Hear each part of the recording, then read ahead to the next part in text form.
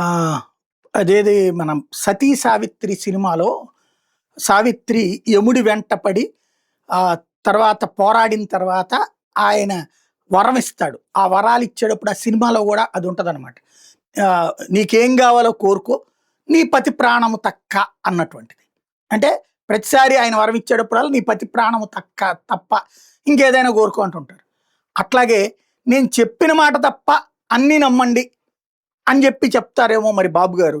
తాజాగా నిన్నగాక మొన్ననే కరెంట్ మీద రివ్యూ చేసేసి, కరెంటు జగన్ టైంలో అడ్డదిడ్డంగా చేసేస్తే నేను దాన్ని కాపాడేశాను. ఓ 9,000,00,00,000 మిగిల్చేశాను. జగన్ 9,000,00,00,000 నాశనం చేస్తే నేను మిగిల్చేశాను. అట్లాగే మొత్తం సంస్కరణలు చేసేశాను. అందుకనే కరెంట్ ఛార్జీలు తగ్గినియి అన్నారు. నేను అప్పుడే చెప్పా. ఏదైతే అంతకుముందే ఎక్కువ దోచుకున్నారో, ఆ ఎక్కువ దోచుకున్నటువంటి దాన్ని తీసేయమని చెప్పి ఎలక్ట్రిసిటీ రెగ్యులేటర్ కమిషన్ ఆదేశిస్తే, అది ట్రూ డౌన్ చేసి దాన్ని తను చేశానని చెప్పుకుంటున్నారు. వ్యవస్థను బాగు చేశానని చెప్పుకుంటున్నారు.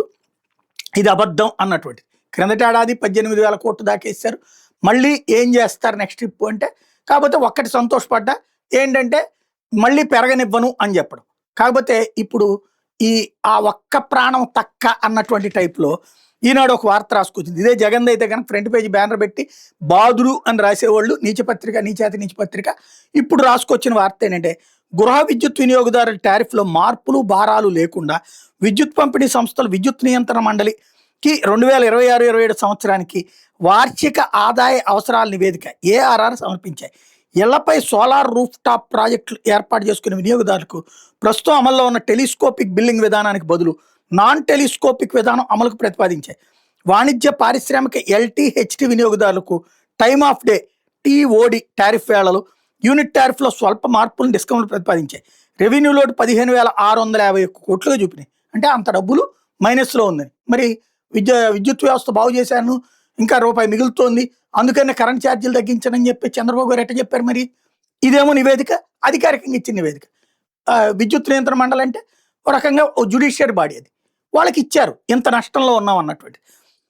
డిస్కమ్లు సమర్పించిన లెక్కల ప్రకారం వాటిలో సర్దుబాట్ల తర్వాత ఆదాయ లోటు కమిషన్ ఇస్తుంది. వ్యవసాయానికి ఉచిత విద్యుత్ పథకం, ప్రభుత్వ సంక్షేమ పథకాల కింద ఇచ్చే విద్యుత్కి సంబంధించి ప్రభుత్వం సబ్సిడీ కింద ఎంత భరిస్తుంది, మిగిలిన మొత్తాన్ని ఎలా సర్దుబాటు చేయాలని దానిపై ఏపీఆర్సీ నిర్ణయం తీసుకుంది. అంటే ఇంత లాసుల్లో ఉన్నాం, ఈ డబ్బులు భర్తీ చేయండి అంటే ఇప్పుడు ప్రభుత్వం చెప్పాలి ఆ డబ్బులు తను పెట్టుకుంటుందా ఆ సబ్సిడీలు. ఎందుకంటే ఉచిత విద్యుత్ ఇస్తోంది ప్రభుత్వం, చంద్రబాబు గారు అని చెప్పుకుంటున్నారు, లేదా ఇదివరకు జగన్ గారు అంతకుముందు రాజశేఖర్. కానీ మనందరి జేబులోంచి డబ్బులు తీసుకుని వాళ్ళకు ఉచితంగా ఇచ్చి వీళ్ళ పేర్లు చెప్పుకోవడం ఏంటో అర్థం కాదు. నువ్వు ప్రభుత్వం సబ్సిడీ భరించాలి కదా, భరించట్లేదు ఇక్కడ, ఇది స్పష్టం. ఇకపోతే ఇళ్లపై సోలార్ యూనిట్లు ఏర్పాటు చేసుకునే వాళ్ళని ప్రోత్సహించాలని సీఎం చంద్రబాబు పదే చెప్తుండగా దానికి విరుద్ధంగా డిస్కంలు టారిఫ్ ప్రతిపాదనలో సవరణలు ప్రతిపాదించాయి. ప్రస్తుతంలో విధానం ప్రకారం వినియోగదారుడు ఉత్పత్తి చేసిన విద్యుత్ కంటే అదనంగా వినియోగించిన విద్యుత్కు టెలిస్కోప్ విధానంలో లెక్కగట్టి డిస్కంలు బిల్లులు ఇస్తున్నాయి. దీన్ని సవరించి నాన్ టెలిస్కోప్ విధానంలో బిల్లులు వసూలు చేయాలని ప్రతిపాదించాయి. ఇది పచ్చిదగా. నాకు సోలార్ ఉంది, సోలార్కి పెడితే ఎట్లా అంటే ఎదురు డబ్బులు వస్తాయి అన్నారు. ఎదురు డబ్బులు వస్తాయి అన్నది 5 బేసులు ఈ రోజు వరకు నాకు రాల, పైగా బిల్లులు వేస్తూనే ఉన్నారు. అదేమంటే 3 నెలలకు 6 నెలలకు ఎంత అని చెప్పి లంసం అమౌంట్ అని వేస్తున్నారు. అదేంటో అర్థం కాదు. ఇదొక ఎత్తు. రెండవది వచ్చేటప్పటికి ఇంకా విచిత్రమైనటువంటిది ఏంటంటే ఇప్పుడు నాన్ టెలిస్కోప్ విధానం. అంటే వీళ్ళు ఇప్పటికే నాన్ టెలిస్కోప్ విధానం అమలు చేసేస్తున్నారు విద్యుత్ శాఖ. అంటే సింపుల్ ఎగ్జాంపుల్, ఈజీగా మీకు అర్థమయ్యే భాషలో చెప్తాను. ఇప్పుడు 100 యూనిట్లు కాలితే ఇంత, 200 యూనిట్లు కాలితే ఇంత అని చెప్పేసి మనకు బిల్లులు వేస్తారు కదా.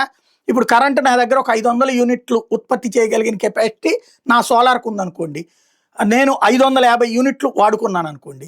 ఈ 500 యూనిట్ల తర్వాతన ఆ 50 యూనిట్లకి ఈ ఫస్ట్ స్లాబ్లో వేయాలి కదా. ఎందుకు? 50 నేను వాడింది ప్రభుత్వం దగ్గర. నా దగ్గర నుంచి 500 యూనిట్లు ప్రభుత్వం తీసుకుంది. వాస్తవంగా నా దగ్గర నుంచి తీసుకుంటుంది 2.5కి. ఏది ఒకవేళ నా దగ్గర మిగిలితే 2.5 ఇస్తానన్నది ప్రభుత్వం. అదే నా దగ్గర నుంచి తీసుకునేది 500 యూనిట్లు అంటే 5,000 రూపాయలు బిల్లు వేస్తుంది. అది దుర్మార్గం. పోనీ ఈ 50 యూనిట్లకి ఏం చేస్తారంటే, ఇప్పటిదాకా ఇప్పుడు వీళ్ళు అనేది ఏంటంటే టెలిస్కోప్ విధానంలో అంటే ఈ 100 యూనిట్ల లోపు స్లాబ్లోకి వస్తాయి. కాదు, నాన్ టెలిస్కోపిక్ అంటే 550 యూనిట్లు, 500 పైన స్లాబ్ అంటే ఆ 10 రూపాయలు 11 రూపాయల రేంజ్లో బాత్తాం అని చెప్పడం అనమాట. కానీ ఇప్పటికే అట్లా బాతున్నారు, ఇప్పటికే ఆ రకంగా దోస్తున్నారు. అది మరి ప్రభుత్వానికి తెలుసో తెలీదో తెలియదు. ఆ బిల్లులు చూస్తే అర్థమవుతుంది.